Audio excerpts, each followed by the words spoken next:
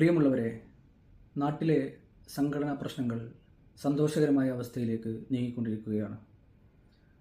ഏകദേശം ഇത് തീരാൻ പോകുന്നു എന്ന പ്രതീക്ഷ സാധാരണക്കാരായ ആളുകളിലേക്ക് പകർന്നുകൊണ്ടേയിരിക്കുകയാണ്. ഈ അവസരത്തിൽ ഒന്ന് രണ്ട് കാര്യങ്ങൾ പറയാൻ ആഗ്രഹിക്കുകയാണ്.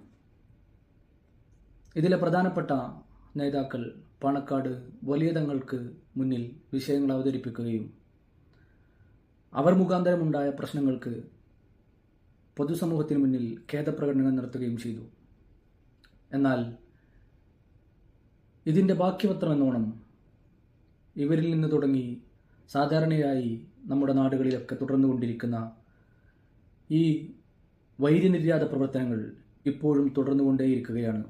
പൂക്കോട്ടുംപാടത്തും കേരളായിലും നിലമ്പൂരിലും മഞ്ചേരിയിലുമെല്ലാം അടിത്തട്ടിലുള്ള ആളുകൾ ഇവർ തീർന്നു എന്ന് പറയുമ്പോൾ തീരാത്തവരായി മാറിക്കൊണ്ടിരിക്കുന്നു. ഞാൻ പറഞ്ഞു വരുന്നത്, മഴ പെയ്തു കഴിഞ്ഞു, എന്നാൽ മരം ഇപ്പോഴും പെയ്തുകൊണ്ടേയിരിക്കുകയാണ്. മഴ പെയ്യിപ്പിച്ച ആളുകൾക്ക് മരം പെയ്ത്ത് നിർത്താനുള്ള ബാധ്യത കൂടിയുണ്ട് എന്ന് എല്ലാവരും തിരിച്ചറിയുന്നു.